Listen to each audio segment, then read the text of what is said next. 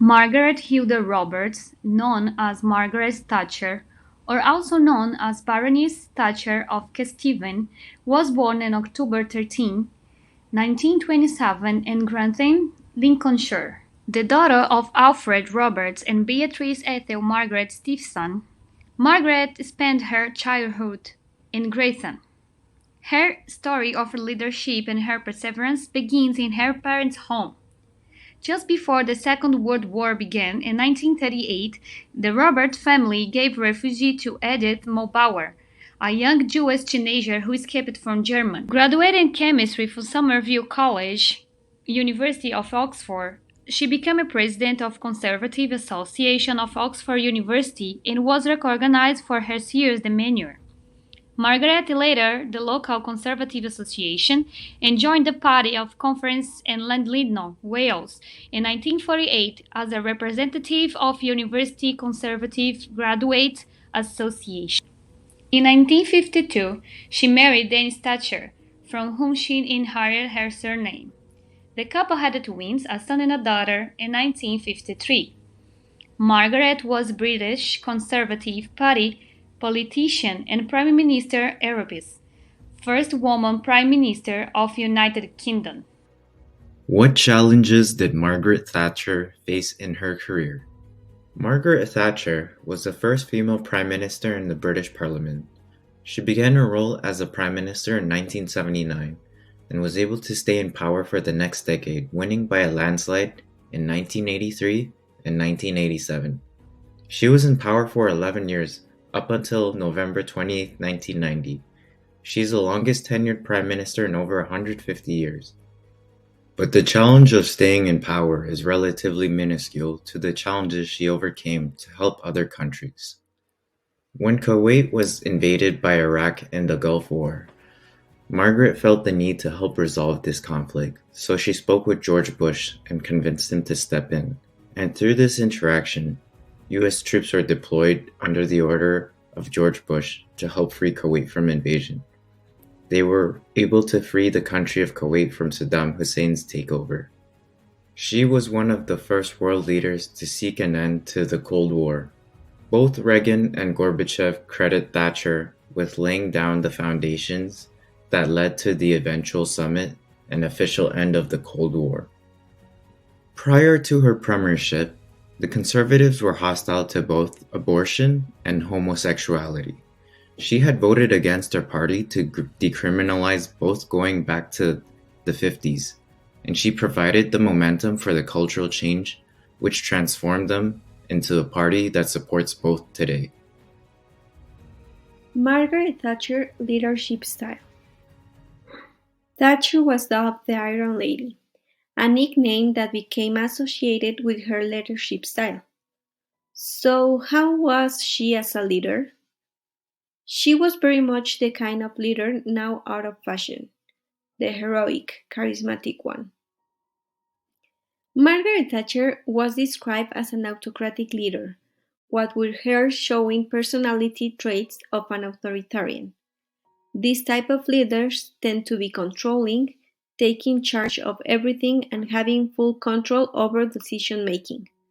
Their words are never questioned. No, no, no. While such a style is often perceived as negative in a democratic nation, it is the most appropriate type of leadership in certain situations. It certainly worked for Margaret Thatcher. She had confidence in everything that she does. Even if she was a woman leading an entire group of men, she was respected and her influence spread across the world. If not for her belief in her abilities, she would have failed to bring about change in the United Kingdom. There are several benefits to this leadership style, including the ability to quickly and efficiently make decisions. However, the disadvantages can include disgruntlement among colleagues and coworkers, as well as the limitations it can have on new idea generation. Margaret Thatcher personality type. Margaret Thatcher was an ENTJ personality type. Margaret tends to be charismatic, direct, and logical.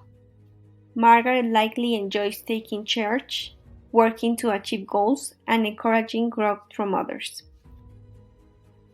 She was highly logical and innovative, which is an ideal combination for solving problems. Typically, ENTJs live in a world of possibilities. Despite being an extrovert, Margaret was actually quite private, especially when it came to family and her emotions. What do the followers say about her? Many believe that Margaret Thatcher's strengths were also her weaknesses. Judging from the characteristics of an autocratic leader, there are certainly negative elements, but not as many as to outweigh the positives. She was the most loved prime minister and the most hated. No one who lived it has forgotten the Thatcher decade. Even today, we feel the effect of her personality. Hated or loved, Margaret Thatcher will be remembered for eternity.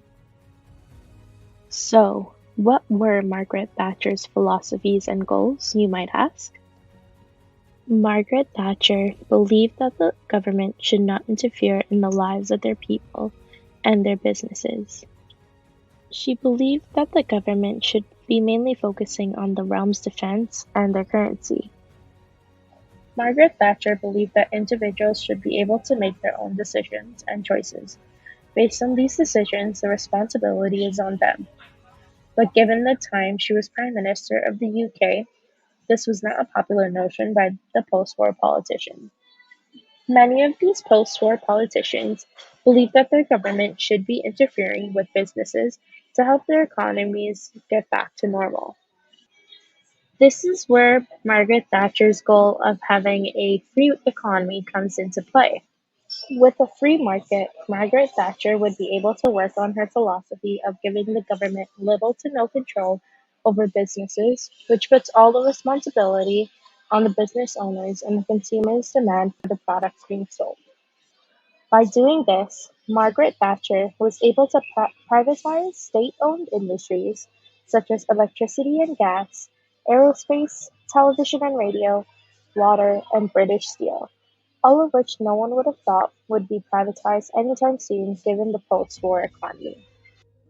Mr. Chairman, Mr. President, ladies and gentlemen, I stand before you tonight in my red star chiffon evening gown, my face softly made up and my fair hair gently waved.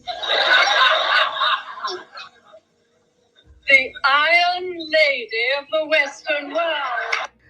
Contrary to popular belief, Margaret Thatcher was not born a great communicator. It is through perseverance, hard work, and intensive training that she modified her voice, her style of speaking, and her verbal communication skills to what she is known for today.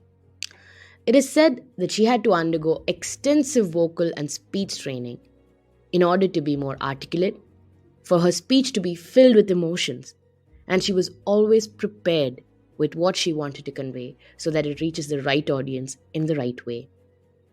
To dress her part, she always did it right. Margaret Thatcher made sure she was professionally dressed every time so that what she intended to convey was conveyed in the right manner. She was taken seriously and her words given high consideration. From the infinite videos that are available on Margaret Thatcher, there are two things we get to observe: how she makes eye contact while delivering her speech, and how her body language speaks volumes about what she wants to convey. By breaking the mold and shaking things up, the stateswoman of the 20th century became the primary voice communicating a vision of a new reality and a new order for Britain.